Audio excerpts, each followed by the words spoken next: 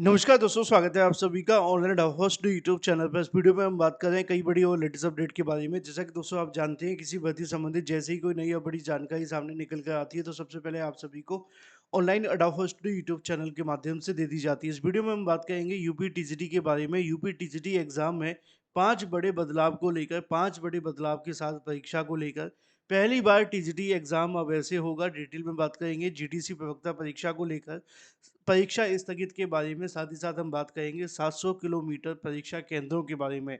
Channel को subscribe करके bell icon को दबा लेना, वीडियो को लाइक कर देना, जिससे कि आपको रियल ऑथेंटिक जानकारियों के नोटिफिकेशन ऑनलाइन अडाफोस्ट यूट्यूब चैनल के माध्यम से मिलते रहें। सीधे शुरुआत करते हैं मुद्दे की और बड़ी अपडेट के साथ, जो कि संबंधित है यूपी टीजीटी एग्जाम में 5 बड़े बदलाव के साथ। अब अगर बात की जाए, अब पहली बार टीजीटी एग्जाम आपका इस तरीके से देखने के लिए मिलेगा और इन पाँचों के बारे में एक-एक करके मैं आप सभी को समझाने का प्रयास करता हूँ। देखो, आप सभी जानते हैं कि उत्तर प्रदेश शिक्षा सेवा चयन आयोग के माध्यम से पीजीटी परीक्षा के बाद अब सबसे बड़ा जो फ़ोकस बना हुआ है वो टीजीटी एग्ज़ाम को लेकर है।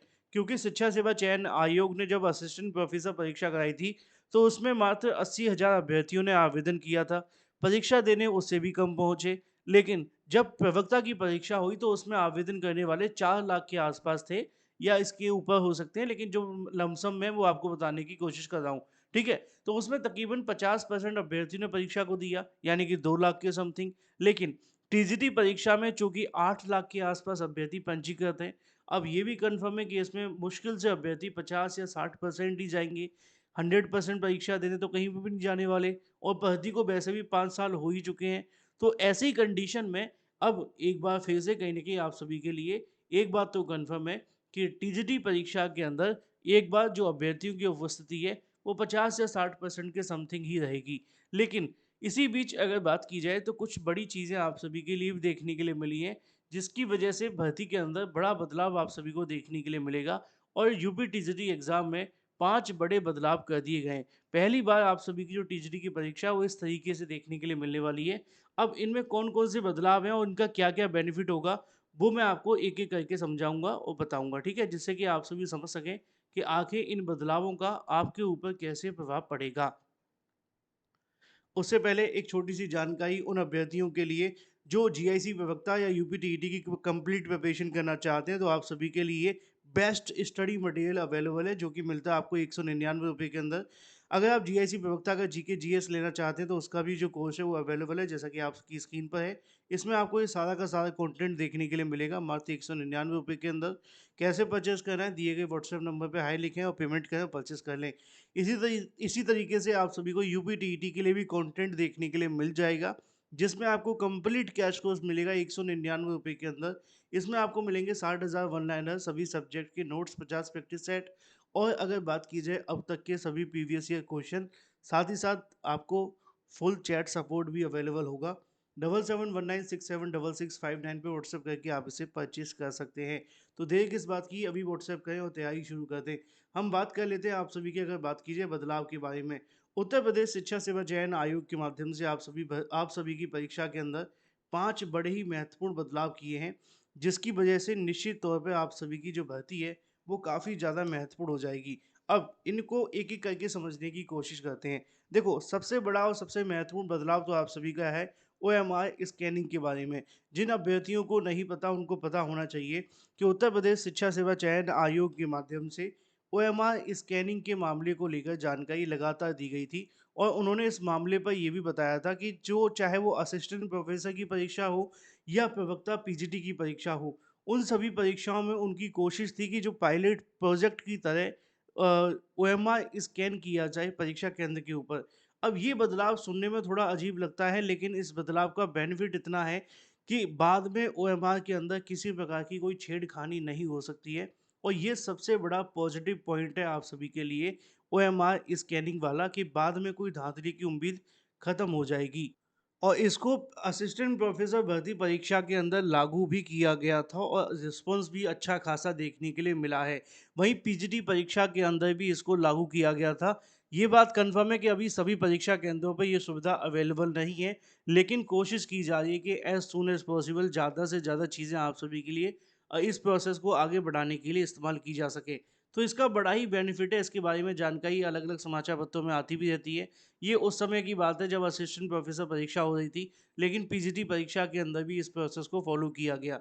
अगला और महत्वपूर्ण बदलाव आप सभी के लिए है बीआईओपी को लेकर।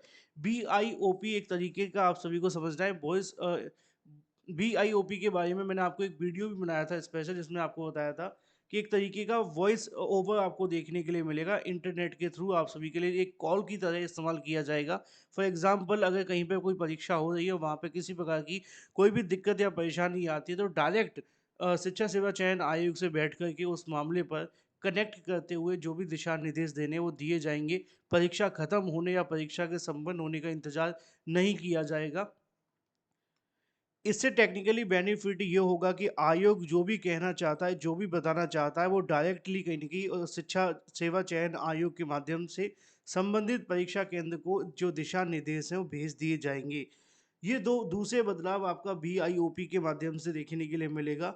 और तीसरा और महत्वपूर्ण बदलाव आप सभी के लिए होने जा रहा है, और ये बदलाव आप सभी के लिए है, वो है सीसीटीवी के लेकर। अब सीसीटीवी सुनने में तो आप जानते हैं सब जगह लगे होते हैं, लेकिन सीसीटीवी लगे होने के बाद क्या होता था कि परीक्षा हो जाती थी, फिर बाद में दिक्कतें आती थी कि वहाँ पे कोई देखने वाला नहीं था। उत्तर प्रदेश शिक्षा सेवा चयन आयोग ने अपने ऑफिस के अंदर एक कहीं न कहीं इंटरनेट के थ्रू कनेक्ट करते हुए एक इंटीग्रेटेड जो कमांड कंट्रोल रूम इसका स्थापन किया है, और पहली बार आप सभी की लाइव निगरानी देखने के लिए मिलेगी डायरेक्ट उत्तर प्रदेश शिक्षा सेवा चयन आयोग के माध्यम से। देखो, मैं आपको समझाने की कोशिश कर रहा हूँ कि कौन-कौन से बदलाव आपकी परीक्षा में हो रहे हैं। इन बदलावों का क्या आपकी परीक्षा में प्रभाव पड़ेगा, लेकिन इनको जब लागू किया जाएगा, जब इनका इस्तेमाल किया जाएगा, वो रिज़ल्ट क्या होगा वो तो बाद में पता चलेगा। अभी सिर्फ़ हम डिस्कस करके इस बात को समझने की कोशिश कर रहे हैं। तो इंटीग्रेटेड कमांड कंट्रोल रूम का जो स्थापना की गई, सॉरी, उसके थ्रू कहीं न कहीं आपकी परीक्षा की निगरानी लाइव देखने के लिए मिलेगी शिक्षा सेवा चयन आयोग के माध्यम से। एक और महत्वपूर्ण बदलाव है, वो होगा आपकी बायोमेट्रिक एंट्री, यानी कि आप सभी की बायोमेट्रिक होगा, उसके बाद आपको एंट्री दी जाएगी। ऐसे ही रैंडमली एंट्री नहीं मिलेगी, और ये एसएससी और रेलवे की परीक्षाओं में पहले से चल भी रहा है। यूपी में काफ़ी समय के बाद धीरे-धीरे आने लगा है। एक और बदलाव है जो 5वां है, जिसको मैं इस वीडियो में आपको बताऊँगा नहीं, और वो है आपका एग्ज़ाम का पैटर्न। बताऊँगा इसलिए नहीं क्योंकि इसके बारे में कल की ही तारीख में मैंने एक डिटेल वीडियो अपलोड किया है, जिसमें मैंने आपको पैटर्न को लेकर समझाया है, और 3 ऐसे पॉइंट बताएँ हैं जो आप सभी के एग्ज़ाम के लिए बहुत ही ज़्यादा महत्वपूर्ण है। अगर आपने वो समझ लिए, पढ़ लिए, तो आपका काम हो जाएगा, और आपकी जो टीज़टी की परीक्षा है भली-भाँति और अच्छे तरीके से कंप्लीट हो सकती है। लेकिन उसके लिए आपको कल वाला वीडियो देखना होगा। तो 5वां बदलाव है एग्ज़ाम के पैटर्न को लेकर। चूँकि मैंने कल उसको पहले ही बता दिया है, तो उस पे ज़्यादा समय नहीं देंगे। Thank you for watching this video.